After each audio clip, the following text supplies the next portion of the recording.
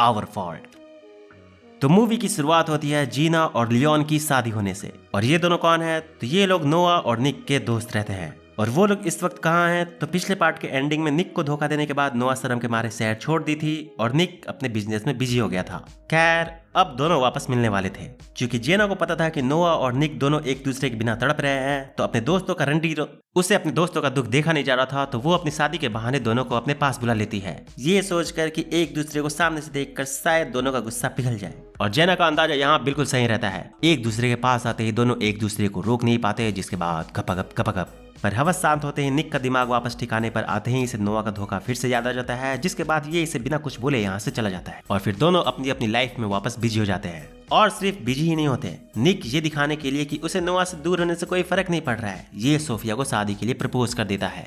और नोआ भी अपना कॉलेज खत्म होने के बाद एक नया जॉब ढूंढ लेती है। और इत्तेफाक से इसका बॉस वही आदमी निकलता है जिस पर इसने जेना की शादी में आते वक्त प्लेन में उसके पैंट पर कॉफी गिरा दी थी। और ये भी दिल का अच्छा था, तो इन दोनों में भी दोस्ती हो जाती है और धीरे धीरे ये लोग भी रिलेशनशिप में आ जाते हैं। पर क्या इससे वाकई दोनों एक दूसरे को भूल पाते हैं? तो अजी घंटा। वैसे सॉरी फॉर द इनकन्वीनियंस भाई, 1 मिनट मेरी बात सुन लो, रिक्वेस्ट है प्लीज। मेरे पास आप लोगों के अलावा और कोई नहीं है, यही मेरे पास एक लास्ट ऑप्शन बचा है। पता नहीं लोगों को क्या लग रहा है, मैं शायद उनके साथ स्कैम कर दूंगा। मेरा नंबर फ़ोन पे में अगर वो अपना डालेंगे तो शायद उनके साथ स्कैम हो जाएगा, या फिर मेरा QR कोड स्कैन करेंगे तो उनके साथ स्कैम हो जाएगा। तो देखो ऐसा कुछ नहीं है, मुझे बस आप लोगों की हेल्प चाहिए, प्लीज़ मेरी हेल्प कर दो। ये मेरा फ़ोन पे का QR कोड है और ये मेरा नंबर है फ़ोन पे का।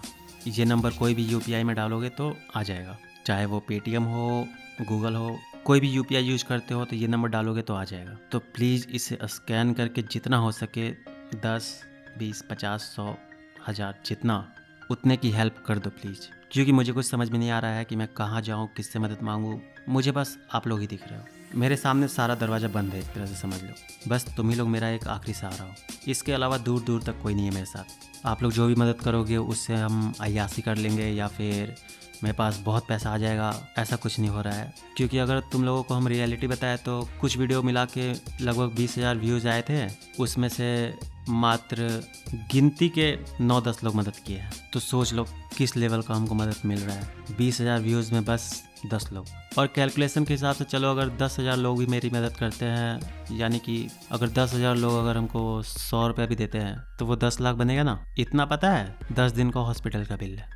तो सोचो क्या ही हम अय्यासी करेंगे आप लोग का पैसा से। तो प्लीज़ ऐसा मत सोचना कि आप लोग मदद करोगे और उस पैसा से हम अय्यासी करेंगे। आप लोग ऐसा समझो कि तालाब में हम बस कुछ बूंद का मदद मांग रहे हैं आप लोगों से। तो प्लीज़ जितना लोगों के पास ये वीडियो जाए, भले आप लोग मेरी वीडियो पसंद करते हो या ना करते हो, यहाँ तक अगर देख लिया है तो इंसानियत के नाते कम से कम मेरी मदद कर दो प्लीज़। इसके बदले हम आप लोगों को एंटरटेन करते रहेंगे। Now back to our story. Michael याद है? वही जिसके साथ नोआ ने निक को चीट करा था। तो निक अंदर ही अंदर इतना बौखलाया हुआ था कि उसने नोआ को तो छोड़ दिया था, पर बेचारे माइकल के पिछवाड़े में उसने बम्बू करके रखा था। पहले तो उसने अपनी पहुंच और लॉ का इस्तेमाल करके एक स्टूडेंट के साथ सोने के लिए उसने इसे कॉलेज से निकलवा दिया। फिर उसके बाद अब ये जहाँ काम कर रहा था, इत्तेफाक से इस हॉस्पिटल में भी निक के खानदान के कुछ शेयर्स थे, या फिर शायद सोफिया का खानदान का कुछ शेयर था। खैर जो भी हो, तो वो इसकी फील्डिंग यहाँ भी सेट कर देता है। जल्दी इसका पत्ता यहाँ से भी कटने वाला था। पर ये सब तो बस शुरुआत था। इत्तेफाक से नोआ जिस कंपनी में काम कर रही थी, निक ने कुछ वक्त पहले ही उस कंपनी के मेजॉरिटी शेयर्स खरीद लिए थे अपने बिजनेस को एक्सपेंड करने के लिए, जिसका मतलब ये था कि एक तरह से ये इसके बॉस का भी बॉस था।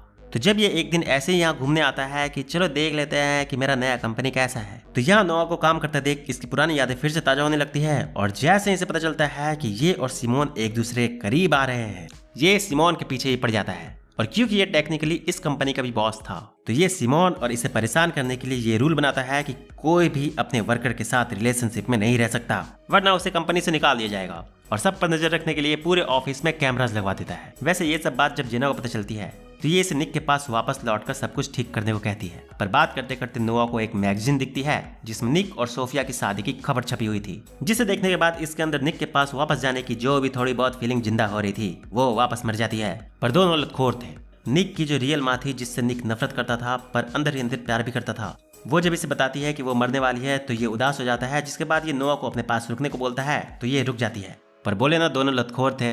पिछले बार निक अचानक भाग गया था, तो इस बार सुबह होने पर ये बिना बताए निकल लेती है। पर किस्मत इन लोगों की अलग फील्डिंग सेट की हुई थी। जेना की शादी में जो इन लोगों ने गपागप किया था वो अचानक हुआ था ना, तो निक के पास उस टाइम छतरी थी नहीं, जिसका नतीजा ये होता है कि नोआ प्रेग्नेंट हो चुकी थी और अब तक इसे भी ये बात पता नहीं थी। और ये बात इसे क्यों नहीं पता थी, तो डॉक्टर इसे क्या तो बताती है, इसे कुछ बीमारी रहती है, इसी वजह से इसको नहीं पता चला था। खैर उतना मेडिकल टर्म में घुसेंगे नहीं, बस समझ लो कि इसको नहीं पता चला था। खैर अब पता चल जाती है, पर अब बहुत देर हो चुकी थी।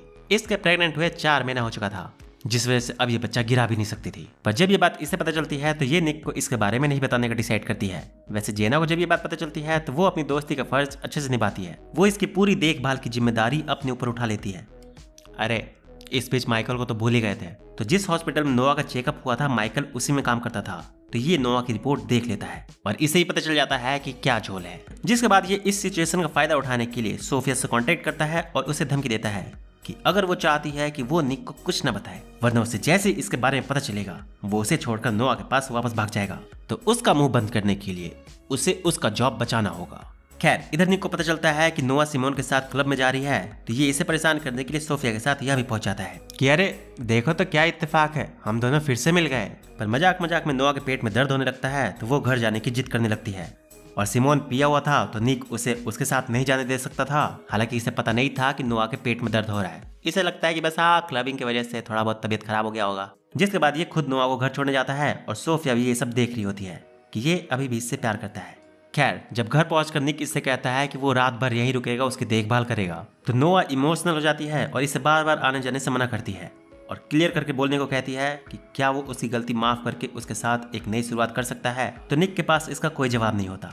निक इसके धोखे की वजह से माफ नहीं कर पा रहा था। तो यहाँ निक का रिएक्शन देखकर नोआ इसे हमेशा के लिए अपनी लाइफ से चले जाने को कह देती है। पर कुछ दिनों बाद जब निक की माँ गुजर जाती है और सभी लोग एक साथ इकट्ठा होते हैं, तब निक की छोटी बहन की दूसरे बच्चों से एक टॉय को लेकर लड़ाई हो जाती है। और जब उसके पिता इसे लड़ाई करने से मना करते हैं तो इसे लगता है कि वो दूसरे बच्चों की साइड ले रहे हैं। तो ये उनसे नाराज होकर कहने लगती है कि वो उनसे नफरत करती है। जिसे सुनकर नोआ इससे अपने पापा को माफ करने को कहती है कि कभी कभी इंसान से गलती हो जाती है, उन्हें माफ कर देना चाहिए वरना रिश्ते टूट जाते हैं।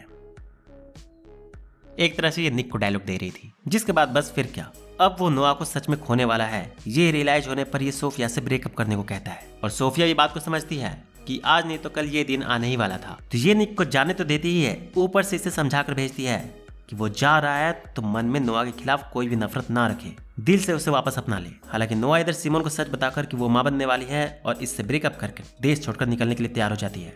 पर जब ये सामान पैक करने जेना के घर जाती है तब तक निक यहाँ पहुंच जाता है और इससे अपने साथ वापस आने को कहता है। पर ये गुस्से में थी तो ये इसकी बात नहीं सुनती। ये चाहती थी कि निक इससे और मनाए, तो ये थोड़ा ड्रामा करती है और इसे जलाने और इसका टेस्ट लेने के लिए कि ये सच में वापस आना चाहता है कि नहीं, इससे अपना पेट दिखाती है। नोआ का पेट देखकर इसे लगता है कि ये किसी और का बच्चा है, पर ये इसे पाने के लिए हर कंडीशन एक्सेप्ट करने को तैयार था। तो ये इसे कह देता है कि ये जिसका ये बच्चा है वो उसे एक्सेप्ट कर लेगा। ये बात सुनकर नोआ थोड़ी खुश तो होती है, पर इसे थोड़ा और तड़पाने के लिए अपनी कार से यहाँ से निकल जाती है। हालांकि इसे तड़पता देख ये फाइनली इसे बता देती है कि ये बच्चा उसी का है। पर बेचारियों की किस्मत में अभी खुशियों का आना नहीं लिखा था। बिजनेस में लॉस होने की वजह से इनका एक कंपनी बंद हो गया था और बहुत सारे लोग बेरोजगार हो गए थे। तो उनमें से एक एम्प्लॉय बदला लेने के लिए इनके घर के बाहर इनका वेट कर रहा था। तो ये लोग जैसे ही घर आते हैं वो निक को गोली मार देता है। वैसे ये बच जाता है, पर जब तक इसे होश आता है तब तक नोआ माँ बन चुकी थी। नोआ को देखकर निक बहुत इमोशनल हो जाता है कि वो उसके बिना सारे चीजों को हैंडल कर ली। पर मुसीबत अभी भी खत्म नहीं हुई थी। निक नोआ के पास वापस चला गया था तो सोफिया माइकल की जॉब नहीं बचाती,